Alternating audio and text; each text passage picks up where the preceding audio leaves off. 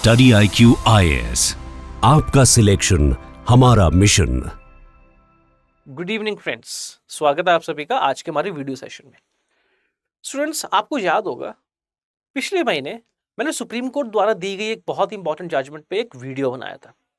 उस वीडियो के अंदर मैंने गवर्नर की डिस्क्रिशनरी पावर्स के स्कोप को डिस्कस किया था।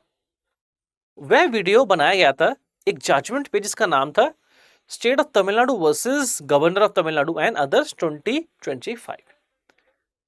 इस जजमेंट के अंदर सुप्रीम कोर्ट ने गवर्नर की डिस्क्रिशनरी पावर के स्कोप को रीडिफाइन किया था और इस केस के फैक्ट्स ये थे कि 2020 से लेकर 2023 तक तमिलनाडु की लेजिस्लेटिव असेंबली द्वारा तकरीबन 12 बिल्स पास किए गए थे और उन बिल्स को पास करने के पश्चात आप सभी जानते हैं कि आर्टिकल 200 के अकॉर्डिंग उन बिल्स को भेजा गया था तमिलनाडु के गवर्नर श्री RN रवि के पास, so that the governor can exercise his powers according to the constitution।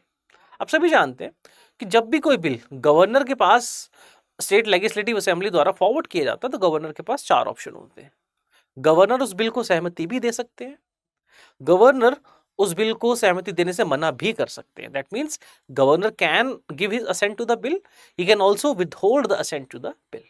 उसके साथ साथ गवर्नर उस बिल को एक बार वापस लेजिस्लेटिव असेंबली के पास भेज सकते हैं फॉर रिकंसिडरेशन, पुनर्विचार के लिए। उसके साथ साथ गवर्नर कुछ खास परिस्थितियों के अंदर, कुछ खास स्पेशल सर्कमस्टांसेस के अंदर उस बिल को रिजर्व कर सकते हैं प्रेसिडेंट यानी कि राष्ट्रपति की रिकंसिडरेशन के लिए। अब जब गवर्नर साहब, तमिलनाडु के गवर्नर साहब के पास ये 12 बिल्स भेजे गए तो तमिलनाडु के गवर्नर साहब ने उन बिल्स पर यह निर्णय लिया, 2 बिल्स को रिजर्व कर लिया प्रेसिडेंट की रिकंसिडरेशन के लिए और 10 बिल्स को गवर्नर साहब ने सहमति देने से मना कर दिया। That means he withheld the assent to the bill. जब इन 12 बिल्स पर गवर्नर साहब ने सहमति नहीं दी तो तमिलनाडु की राज्य सरकार ने परेशान होकर सुप्रीम कोर्ट का दरवाजा खटखटाया। तमिलनाडु की राज्य सरकार ने कहा कि गवर्नर आर्टिकल 200 द्वारा दी गई अपनी पावर्स का मिसयूज कर रहे हैं। तो इस केस के अंदर सुप्रीम कोर्ट द्वारा आर्टिकल 200 के स्कोप को इंटरप्रेट किया गया था और सुप्रीम कोर्ट ने गवर्नर की पावर्स के स्कोप को भी डिफाइन किया। सुप्रीम कोर्ट ने गवर्नर की पावर के स्कोप को डिफाइन करते हुए कुछ खास टाइमलाइंस निश्चित की। अब जब सुप्रीम कोर्ट ने गवर्नर की पावर के स्कोप को लिमिट किया और सुप्रीम कोर्ट द्वारा यह भी निश्चित किया गया कि गवर्नर अपनी पावर इन खास टाइमलाइंस के अंदर ही फिक्स करेंगे, तो और सुप्रीम कोर्ट ने इस जजमेंट के अंदर यह कहा था कि गवर्नर साहब ने चूंकि पिछले 3 से 4 वर्षों के अंदर किसी भी बिल पर अपनी सहमति नहीं दी है, इसलिए हम अपनी स्पेशल पावर्स का प्रयोग करते हुए यह आदेश देते हैं, यह डायरेक्शंस देते हैं कि यह बिल पास हुए माने जाएंगे। तो सुप्रीम कोर्ट की इस जजमेंट के पश्चात तमिलनाडु की सरकार ने इन 12 बिल्स को नोटिफाई किया और उनको एक्ट के तौर पर पारित कर दिया। इन 12 में से 10 बिल्स को उनके नोटिफाई होने के पश्चात एक एडवोकेट ने मद्रास हाई कोर्ट में चैलेंज किया और मद्रास हाई कोर्ट ने इन बिल्स की ऑपरेशन पर स्टे लगा दिया। अब इस स्टे के लगने के पश्चात तमिलनाडु की सरकार ने सुप्रीम कोर्ट में मद्रास हाई कोर्ट की इस ऑर्डर के खिलाफ अपील फाइल की है। तो आज की वीडियो के अंदर हम ये डिस्कशन करेंगे कि किस प्रकार से गवर्नर की आर्टिकल 200 की पावर्स का स्कोप किस प्रकार से एक बार फिर से उभर कर सामने आया। दूसरा, किस प्रकार से स्टेट गवर्नमेंट और सेंट्रल गवर्नमेंट, या यूं कह लो कि स्टेट गवर्नमेंट और सेंट्रल गवर्नमेंट के रिप्रेजेंटेटिव गवर्नर के बीच में जो टसल है वो थमने का नाम ही नहीं ले रही है। दोनों अथॉरिटीज अपनी अपनी पावर्स को असर्ट कर रहे हैं और जिसके कारण हम देख रहे हैं कि कोर्ट में लिटिगेशन पेंडिंग हो रही है और हमारे देश के अंदर जो एक कोऑपरेटिव फेडरलिज्म का कॉन्सेप्ट है वो कहीं ना कहीं इफेक्ट हो रहा है नेगेटिव तौर पर। तो चलिए इसकी वीडियो को हम आज डिस्कस करते हैं। देखिए, Tamil Nadu approaches Supreme Court challenges Madras High Court stay on university amendments. मैंने आपको पहले भी बताया कि जो 12 बिल्स में से 12 बिल्स सुप्रीम कोर्ट ने अपनी स्पेशल पावर का प्रयोग करते हुए पास करवाए थे, उन बिल्स को जब स्टेट गवर्नमेंट ने नोटिफाई किया, आप सभी जानते हैं कि अगर किसी बिल को कानून के तौर पर पारित करना होता है तो उस बिल को सरकार द्वारा नोटिफाई किया जाता है। तो जब स्टेट गवर्नमेंट ने उन बिल्स को नोटिफाई किया तो उन बिल्स को चैलेंज किया गया। ठीक है, उन बिल्स को जब चैलेंज किया गया मद्रास हाई कोर्ट के अंदर, तो मद्रास हाई कोर्ट ने उन बिल्स की ऑपरेशन पर स्टे लगा दिया। क्योंकि अब उन बिल्स को चैलेंज किया गया इसलिए मद्रास हाई कोर्ट ने उन बिल्स की ऑपरेशन पर स्टे लगा दिया। मद्रास हाई कोर्ट के इस ऑर्डर के खिलाफ तमिलनाडु सुप्रीम कोर्ट में अपील लेकर पहुंचा है। ये देखिए, Tamil Nadu challenges Madras High Court stay on vice chancellor appointment laws in Supreme Court, citing state autonomy, UGC norms and constitutional concerns. अब एक मजे की बात इसमें यह है कि इन बिल्स के अंदर कुछ बिल्स ऐसे भी थे जो गवर्नर की, यूनिवर्सिटीज के वाइस चांसलर्स की अपॉइंटमेंट की पावर को डेल्यूट कर रहे थे।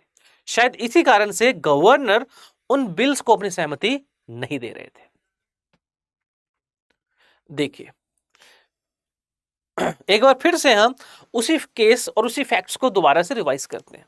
देखिए, मैंने आपको पहले भी बताया था कि state of Tamil Nadu versus governor of Tamil Nadu and others 2025, इस केस के फैक्ट्स आपके सामने। स्टेट लेजिस्लेचर ने 2020 से लेकर 2023 तक 12 बिल्स पास किए। गवर्नर साहब के पास वह बिल्स आर्टिकल 200 के तहत पहुंचाए गए।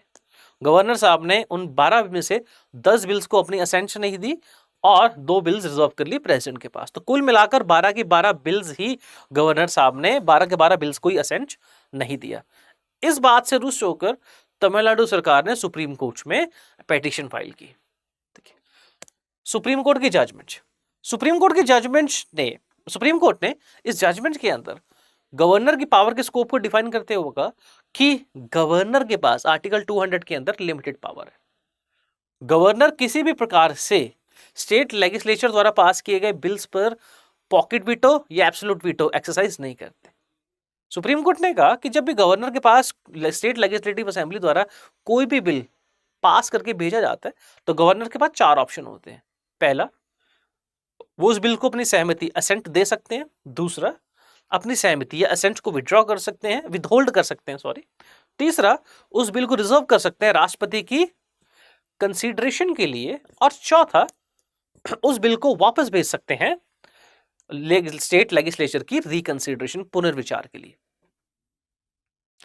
सुप्रीम कोर्ट सेज कि जब भी गवर्नर एक दूसरा ऑप्शन एक्सरसाइज करते हैं, मतलब वह स्टेट लेजिस्लेचर द्वारा पास किए गए बिल्स को अपनी सहमति नहीं देते, तो उस समय यह मैंडेटरी है कि गवर्नर उस बिल को रिकंसीडरेशन के लिए लेजिस्लेटिव असेंबली के पास भेजें। इसका मतलब अगर गवर्नर किसी बिल को असेंट नहीं दे रहे हैं, सहमति नहीं दे रहे हैं, तो उन्हें उस बिल को लेजिस्लेटिव असेंबली के पास भेजना ही होगा रिकंसीडरेशन के लिए।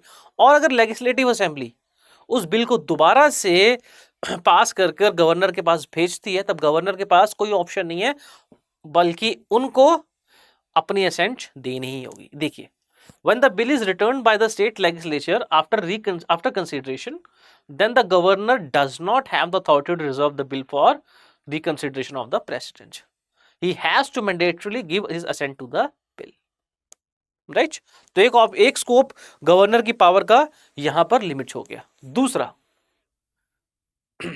सुप्रीम कोर्ट ने कहा इस जजमेंट के अंदर कि चाहे आर्टिकल 200 के अंदर कोई टाइमलाइन फिक्स नहीं है। सुप्रीम कोर्ट ने कहा इसका मतलब यह नहीं है कि गवर्नर के पास पॉकेट वीटो है, वो स्टेट लेजिस्लेटिव असेंबली या स्टेट लेजिस्लेचर द्वारा भेजे गए बिल को इंडेफिनिट समय के लिए अपने टेबल पर पेंडिंग रख सकते हैं। सुप्रीम कोर्ट सेड ऐसा नहीं है। सुप्रीम कोर्ट सेड बिकॉज हमारे देश के अंदर we have a rule of law, and because of rule of law it is expected from every public body or every public servant that they shall uphold the values of the constitution. That means अगर किसी जगह पर कोई timeline mention नहीं है तो वहां पर सुप्रीम कोर्ट सेड कि we will bring in the concept of reasonable time period. इसका मतलब यह हुआ कि सुप्रीम कोर्ट सेड कि चाहे गवर्नर के पास ये ऑप्शन है कि वह बिल पर निर्णय लेने में कितना भी समय लगा सकते हैं, बट वो समय इंडेफिनिट नहीं होगा, एक टाइम पीरियड जरूरी है। तो सुप्रीम कोर्ट ने कुछ टाइम पीरियड्स मेंशन किए। देखिए, सुप्रीम कोर्ट ने कहा when the governor withhold assent to the bill assent or reserve the bill for consideration of president upon the aid and advice of state council of ministers। तो ये फैसला उनको 1 महीने में लेना होगा। मतलब अगर स्टेट काउंसिल ऑफ मिनिस्टर्स के कहने पर या तो गवर्नर साहब बिल को असेंट देने से, सहमति देने से मना कर रहे हैं, या फिर उस बिल को रख रहे हैं राष्ट्रपति की कंसिडरेशन के लिए, तो ये निर्णय उनको 1 महीने के अंदर लेना होगा, ये डिसीजन 1 महीने में उनको लेना होगा। दूसरा, अगर गवर्नर साहब बिल को सहमति असेंट देने से मना कर रहे हैं against advice of state council of ministers, मतलब स्टेट काउंसिल ऑफ मिनिस्टर्स ने गवर्नर साहब को एडवाइस किया कि आप इस बिल को असेंट दे दें, लेकिन उनके एडवाइस के अगेंस्ट जाकर गवर्नर साहब बिल को असेंट नहीं दे रहे हैं, तो यह कार्य उनको 3 महीने के अंदर करना होगा। उसके पश्चात अगर गवर्नर साहब प्रेसिडेंट की कंसिडरेशन के लिए बिल को रिजर्व कर रहे हैं, तो उसके लिए उनको 3 महीने के अंदर उस बिल पर निर्णय लेना होगा। मतलब उनको 3 महीने के अंदर, जिस दिन से बिल उनके पास आया है उससे 3 महीने में उनको डिसाइड करना होगा उस बिल को प्रेसिडेंट की रिकंसिडरेशन के लिए रेफर करना है या नहीं करना। और अंत में, अगर जैसे मैंने आपको पहले बताया था कि प्रेसिडेंट साहब ने बिल भेजा रिकंसिडरेशन के लिए, लेजिस्लेटिव असेंबली ने बिल को दोबारा भेज दिया, अब 1 महीने के अंदर गवर्नर साहब को उस बिल को असेंट देनी होगी। तो यहां पर सुप्रीम कोर्ट ने गवर्नर साहब की डिस्क्रिशनरी पावर्स के स्कोप को बहुत ही लिमिटेड कर दिया। अब जब देखिए, जब सुप्रीम कोर्ट के पास ये इशू आया, सुप्रीम कोर्ट ने ये जजमेंट दी, और इस जजमेंट के पश्चात सुप्रीम कोर्ट ने कहा चूंकि हमने एक फिक्स टाइम पीरियड मेंशन किया है, फिक्स टाइम पीरियड फाइनलाइज कर दिया, और गवर्नर साहब ने, तमिलनाडु के गवर्नर साहब ने इन बिल को पेंडिंग रखा था पिछले 2 से 3 वर्षों के लिए, इसलिए हम आर्टिकल 142 के अंदर अपनी पावर्स का प्रयोग करते हुए यह डिक्लेयर करते हैं कि ये बिल पास हुए माने जाएंगे। बिल पास हुए माने गए, और उसके पश्चात इन बिल्स को नोटिफाई किया स्टेट गवर्नमेंट ने इन 10 बिल्स को नोटिफाई किया। देखिए, after the judgment, the governor of Tamil Nadu issued notification notifying 10 acts. इन 10 acts के नाम Tamil Nadu university amendment act, Tamil Nadu veterinary and animal sciences university amendment act, Tamil Nadu universities law amendment act, Tamil Nadu doctor Ambedkar law university amendment act, Tamil Nadu doctor MGR medical university Chennai amendment act, Tamil Nadu agriculture university amendment act, Tamil Nadu university second amendment act, Tamil Nadu fishery university amendment act, और Tamil Nadu veterinary and animal science university.